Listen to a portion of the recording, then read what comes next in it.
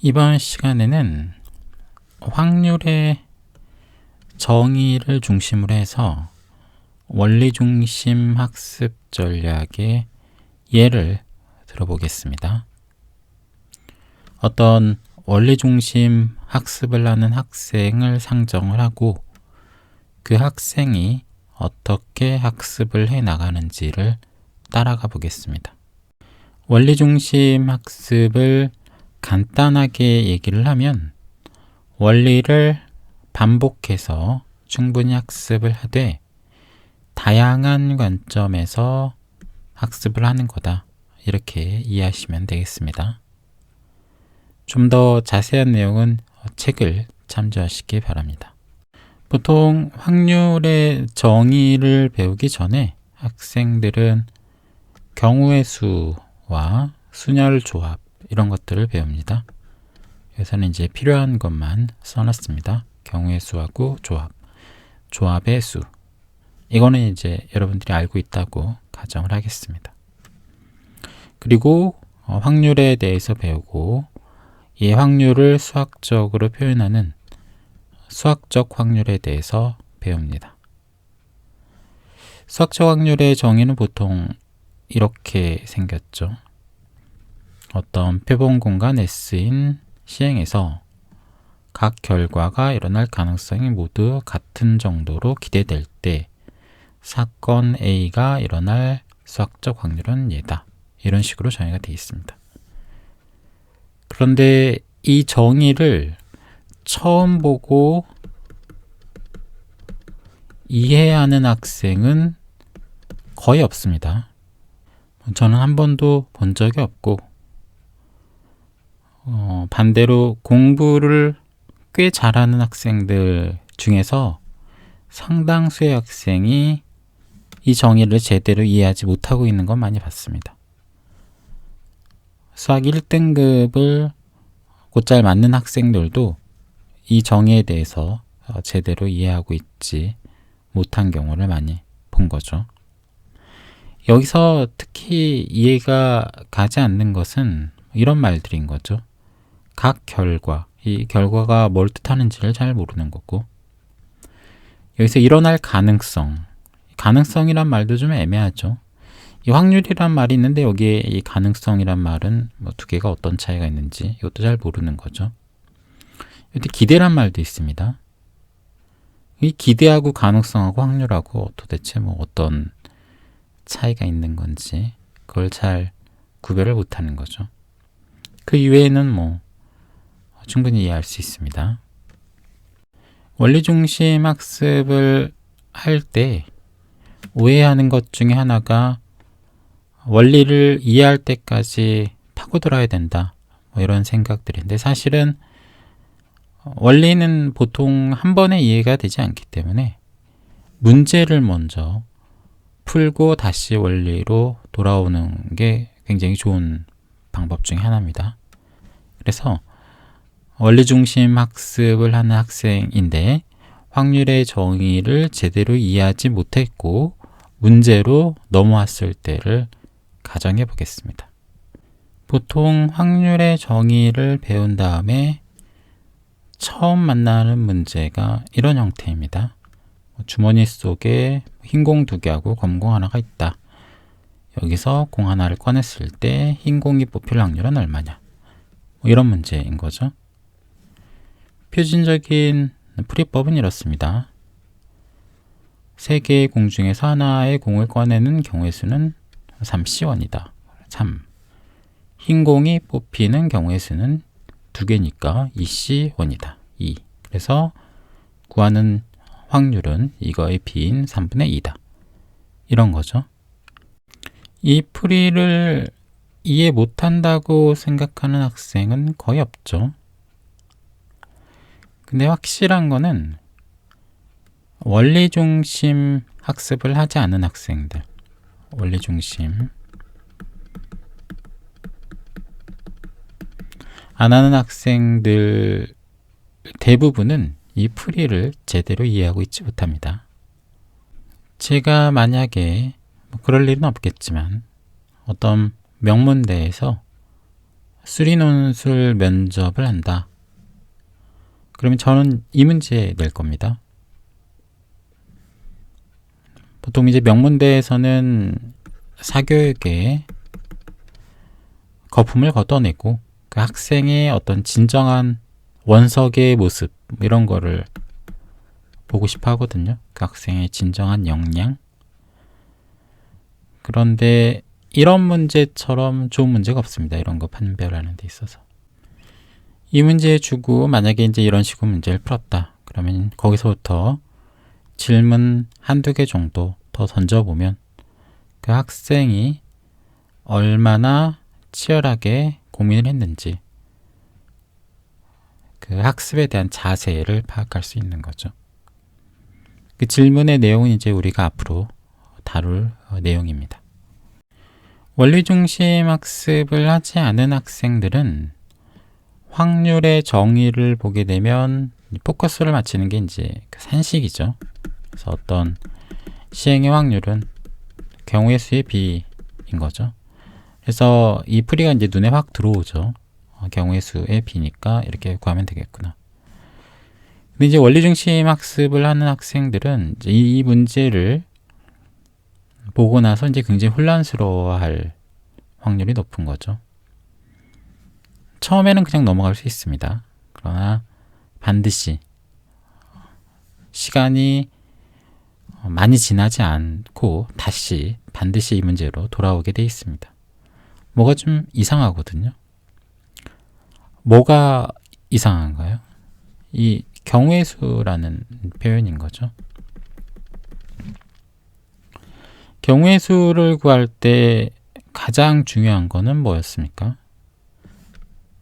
어떤 대상이, 경우의 수를 구하는 대상이 구별되는지 여부였죠. 이거를 판단하는 게 이제 굉장히 중요했습니다. 근데 이 문제에는 지금 어디에도 공들이 구별된다는 말이 없죠. 여기에 뭐 단 흰 공은 구별된다 이런 말이 없습니다. 따라서 이 경우의 수를 구할 수는 없는 거죠.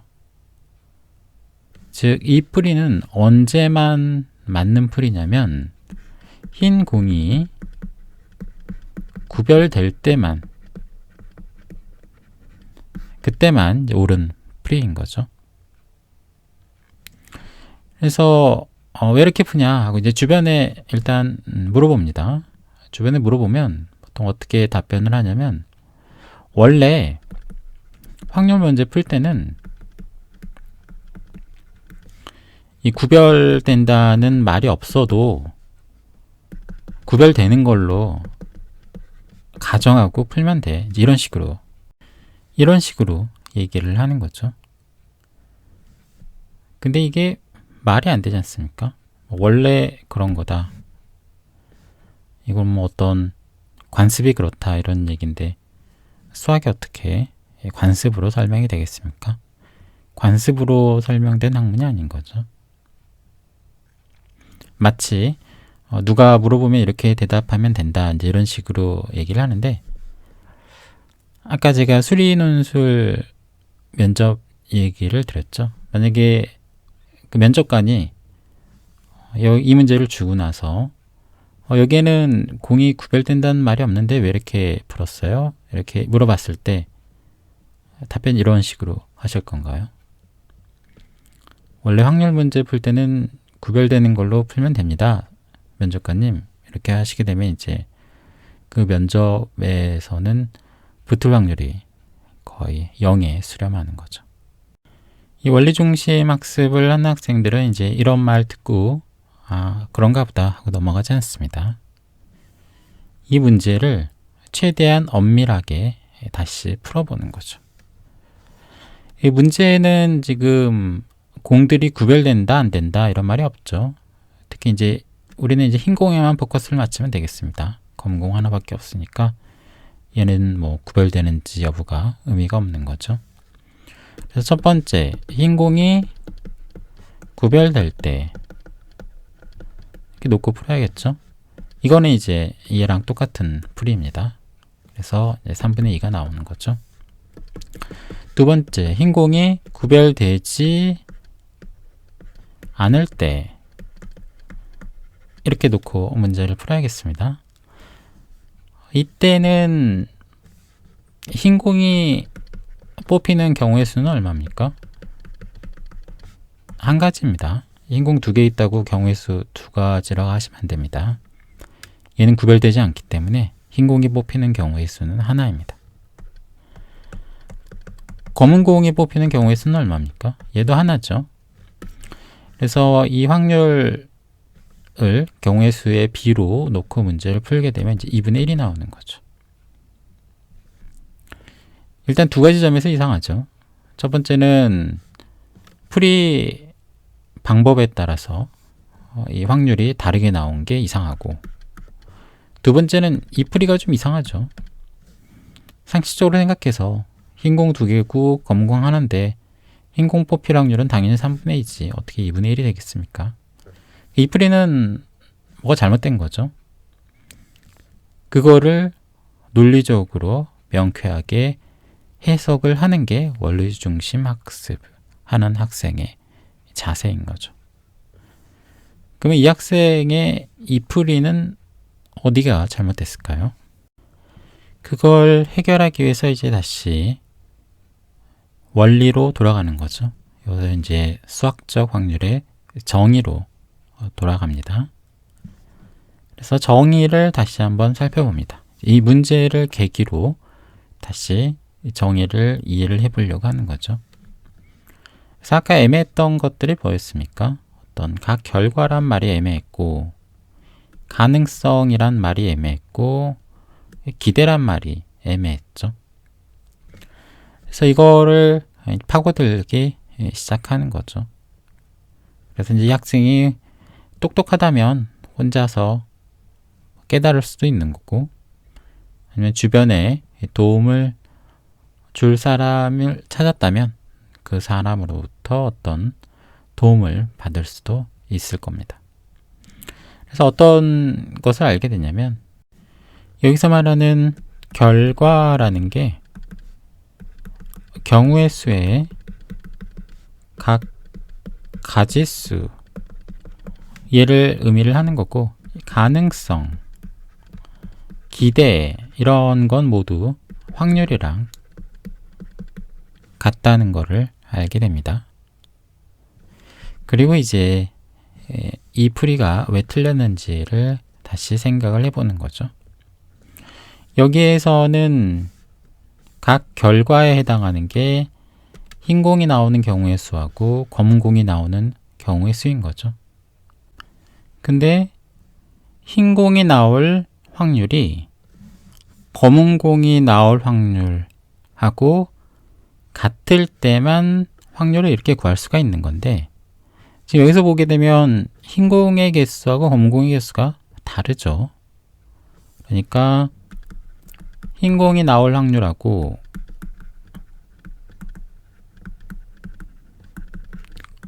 검은 공이 나올 이 다르기 때문에 이렇게 구하면 안 되는 거였죠. 근데 약간 애매하죠.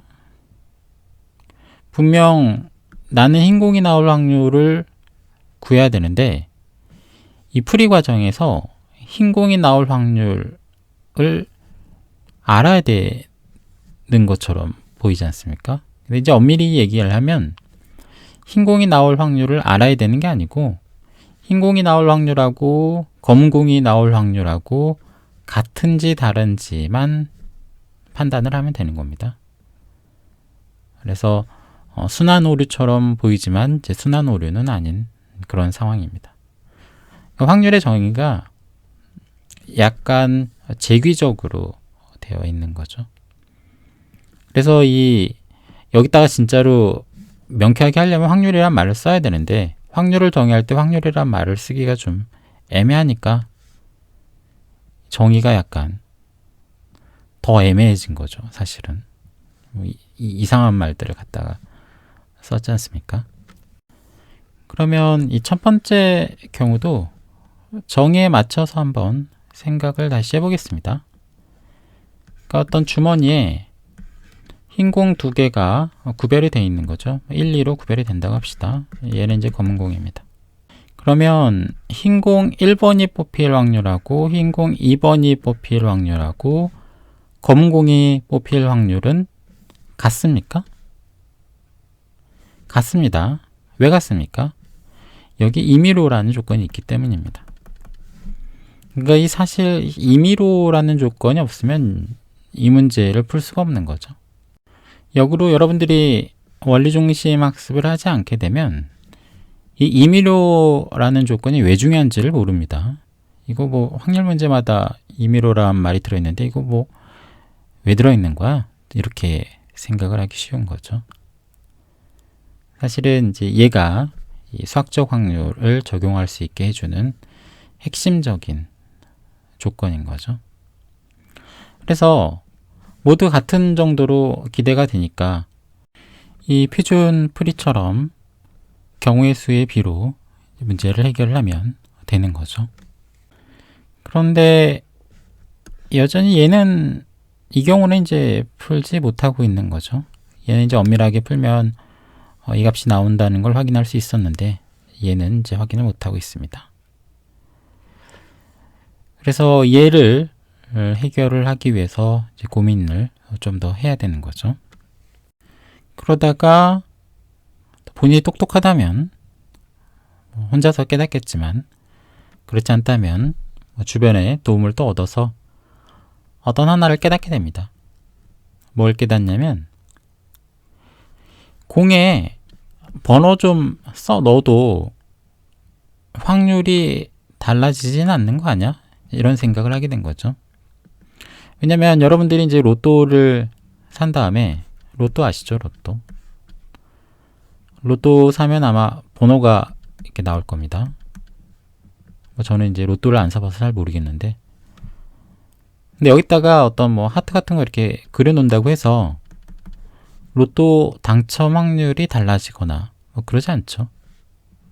일단 뭐 어떤 기원의 문구 이런 거 좀 써놓는다고 해서 로또 당첨 확률이 달라지지 않습니다. 이제 유사과학 이쪽 이게 아닐 때 얘기입니다. 또 뭐 부적 같은 거 붙이면 이제 달라진다고 믿는 사람이 있을 수 있겠지만 그 영역은 이제 우리가 다루는 게 아니니까. 따라서 이 흰 공 두 개하고 검은 공에 하나가 있을 때 이 흰 공들이 구별되지 않는다고 해도 제가 여기다가 번호 이렇게 쓴다고 해서 이 흰 공들이 뽑힐 확률이 달라지는 건 아니지 않습니까? 임의로 뽑는 거니까. 그러니까 임의라는 조건이 이제 굉장히 강력한 거죠. 이거를 깨닫게 된 거죠. 그래서 아까 이제 구별이 된다면 이제 문제를 잘 풀 수 있었고 구별이 안 된다면 직접적으로 이제 문제를 풀 수가 없었는데 구별 안 될 때는 내가 이거 구별해줘도 본질적으로 확률엔 달라지는 게 없지 않느냐 이런 생각을 이제 깨닫게 되니까 그럼 이제 이렇게 문제를 풀 수 있겠구나 라고 생각하는 거죠. 그러다가 깨달음을 좀 더 확장하게 되는 거죠. 예를 들어서 이 공들의 번호가 있다. 내가 이 번호 좀 지워도 흰 공 뽑히거나 검은 공 뽑히는 확률에 영향을 안 주는 거 아니야? 이런 생각까지 이제 하게 되는 거죠. 물론 이런 케이스에서 이 번호를 지우는 건 이제 아무런 의미가 없는 행동인 거죠. 우리가 이 번호를 쓴 거는 무슨 목적 때문에 그랬습니까? 이 수학적 확률에 적용할 수 있는 조건을 만족시키기 위해서 그랬던 거죠. 그러니까 각 대상이 뽑히는 경우의 수의 확률이 같도록 만들어지기 위해서 제가 이제 이 번호를 붙였던 거죠. 그러면 1번인 공, 2번인 공, 검은 공 얘네들의 뽑힐 확률이 같아지니까 그렇게 됐던 거죠. 그런데 이제 이렇게 생긴 만약에 애초에 흰 공이 이렇게 구분되어 있고 검은 공이 이렇게 있을 때 이 번호를 지우는 행위는 그런 수학적 확률을 구하는데 아무런 도움이 되지가 않는 거죠. 대신 어떤 경우에는 도움이 될 수 있겠습니까? 예를 들어서 흰 공 2개하고 검 공 2개가 있는데 여기서 흰 공들 2개가 번호로 구분이 되어 있다. 이때 흰 공에 뽑힐 확률을 구한다거나 검은 공에 뽑힐 확률을 구한다. 이때는 이제 2가지 옵션이 있습니다. 번호를 써넣거나 번호를 지우거나 2가지가 다 가능한 거죠. 지금 상태는 어떻습니까? 흰 공 경우의 수, 이 상태에서 경우의 수는 몇 가지가 있습니까? 3가지가 있는 거죠. 흰 공 1이 뽑히는 경우의 수하고 흰 공 2가 뽑히는 경우의 수하고 검은 공이 뽑히는 경우의 수인 거죠. 그리고 이 3개의 확률은 서로 같지가 않습니다. 그래서 여기서 어떤 검은 공이 뽑힐 확률을 구한다거나 흰 공이 뽑힐 확률을 직접적으로 구할 수는 없는 거죠. 그래서 여기다 번호를 써넣게 되면 여기에다 1, 2번으로 구분을 해주게 되면 이제 검은 공 1번하고 검은 공 2번으로 구분이 되니까 이 경우의 수, 이 4가지 결과가 발생할 수 있는 확률이 각각 같아지는 거죠. 이때는 흰 공이 뽑힐 확률하고 검은 공이 뽑힐 확률을 경우의 수의 비로 구할 수가 있는 거죠. 또는 번호를 지워버릴 수도 있습니다. 이때는 얘를 지워버리게 되면 경우의 수가 이제 어떻게 바뀝니까? 흰 공이 뽑히는 경우의 수하고 검은 공이 뽑히는 경우의 수가 되는 거죠. 근데 얘네들이 둘 다 각각 2개씩 있으니까 이때는 발생 확률이 같아지는 거죠. 그래서 흰 공이 뽑히는 확률하고 검은 공이 뽑히는 확률을 경우의 수의 비로 구할 수가 있는 겁니다. 이건 한 가지, 이거 한 가지니까 여기서 이제 애초 문제에서 검은 공이 뽑힐 확률을 구해라 그랬으면은 2분의 1이다 이렇게 할 수가 있는 거죠. 그런 깨달음까지 얻게 되면 이 학생은 경우의 수하고 확률을 확실히 구분을 할 수 있게 되는 거죠. 그래서 비유를 하자면 경우의 수는 일종의 껍질에 불과하고 확률은 어떤 본질을 나타내는 거구나. 이렇게 개념을 정립을 할 수가 있습니다. 그래서 수학적 확률은 본질을 구하는 건데 그 본질을 껍데기를 기준으로 구하죠. 그러니까 각 경우의 수의 발생 확률이 같도록 만들어준 다음에 그걸로써 확률을 구하기 때문에 이 껍데기를 좀 바꿔야 되는 작업이 좀 필요하다. 이렇게 정리를 할 수가 있는 겁니다. 자, 그러면 어떤 학생이 이런 고민을 집요하게 했다고 합시다. 그래서 그 학생한테 어떤 이익이 있을까요? 뭐가 좋을까요? 그 학생한테는? 어떤 수리 논술 문제에서 이상한 면접관을 만났을 때만 좋을까요? 일단 부정적인 시선이 있습니다. 너 왜 그런 짓을 하고 있니? 네, 그 사람들의 입장 먼저 살펴보겠습니다. 그 사람들은 보통 이제 이렇게 얘기를 합니다. 그래서 아까 네가 이거 막 파고들었던 문제가 시험 문제에 그대로 나왔다고 해보자. 이거 어떻게 풀 거니? 그거 너 그 몇 날 며칠 동안 고민했던 원리 중심 학습으로 풀 거니? 이렇게 물어봅니다. 절대 그렇게 풀지 않습니다. 이렇게 풉니다. 비슷하게 풀죠. 이게 훨씬 빠르고 간편하니까. 그러면 그 고민을 안 한 학생들 시간을 많이 아꼈지 않습니까? 이 학생들하고는 차이가 뭐가 난 걸까요? 똑같은 문제를 똑같이 푸는데 이 학생은 시간을 엄청나게 소비를 한 거고 이 학생은 이제 시간을 아꼈지 않습니까? 그럼 이 학생이 이제 훨씬 더 현명하다 이렇게 볼 수가 있는 거죠. 그럼 이 원리 중심 학습을 했을 때 좋은 점을 보도록 하겠습니다. 2007년 고3 3월 모의고사 가형 8번 문제입니다. 바나나라는 이제 6개의 문자가 있는데 얘네들을 일렬로 나열할 때 n 두 개가 서로 이웃할 확률을 구해라. 이런 문제죠. 그렇게 어려운 문제는 아닙니다. 근데 또 그렇게 쉬운 문제는 아닌 거죠. 이게 어려운 이유는 같은 것이 있는 수녀를 이용한 확률이기 때문인 거죠. 일단 경우의 수 구할 때 이 같은 것이 있는 것에 대해서 좀 스트레스를 받는 학생들이 많이 있죠.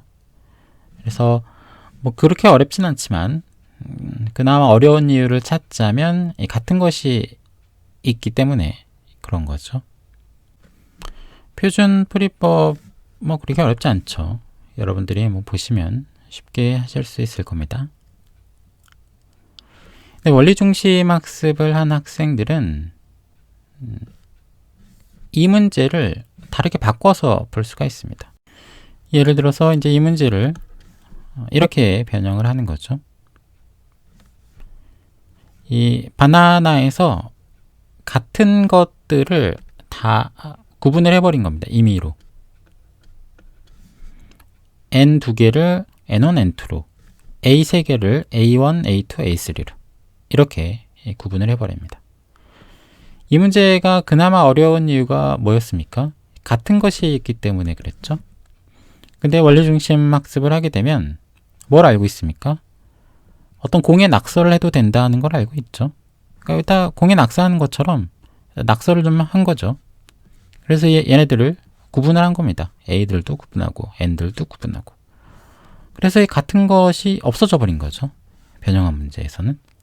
그러니까 문제가 쉬워졌습니다. 또는 이 문제를 어떻게도 바꿀 수가 있냐면 어떤 공에 써 있는 번호를 좀 지워도 된다고 했죠. 그래서 우리한테 중요한 n을 빼고 나머지 문자들을 그냥 다 지워버렸습니다. 그래서 그냥 문자 5로 만들어버린 거죠. 이렇게 해도 상관없는 거죠. 본질은 바뀌는 게 아니니까 껍데기만 좀 바꿨습니다.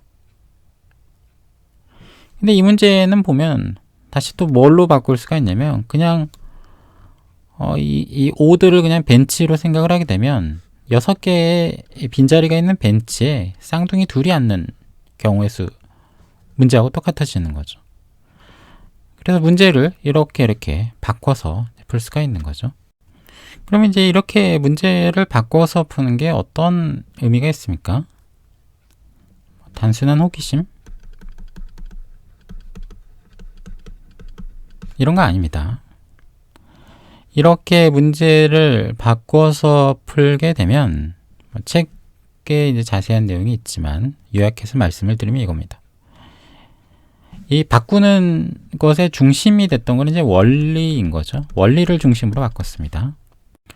그러니까 원리만 파다 보면 원리를 가지고 생각하는 능력이 길러지는 거죠. 즉 시스템 2가 개발이 되는 겁니다. 또한 원리를 굉장히 다양한 측면에서 보게 되죠. 그래서 학습 과정에서 부주의가 줄어드는 거죠. 원리를 이해하는 부주의가 줄어들게 됩니다.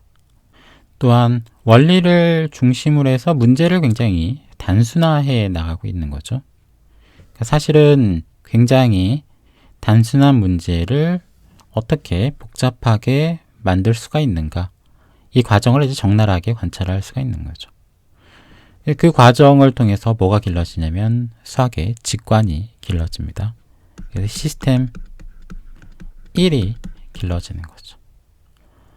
그래서 우리가 문제를 풀지 못하는 원인이 됐던 사고 시스템의 한계가 어느 정도 극복이 되고 학습 과정에서의 부주의가 줄어드는 거죠. 그래서 이 원리중심 학습 전략을 잘 하시게 되면 특히 문제를 풀지 못하는 경우를 많이 줄일 수가 있는 거죠. 앞에서 실수 줄이는 그 연습까지 하게 되면 문제를 좀 더 정확하게 풀 수가 있게 되는 겁니다.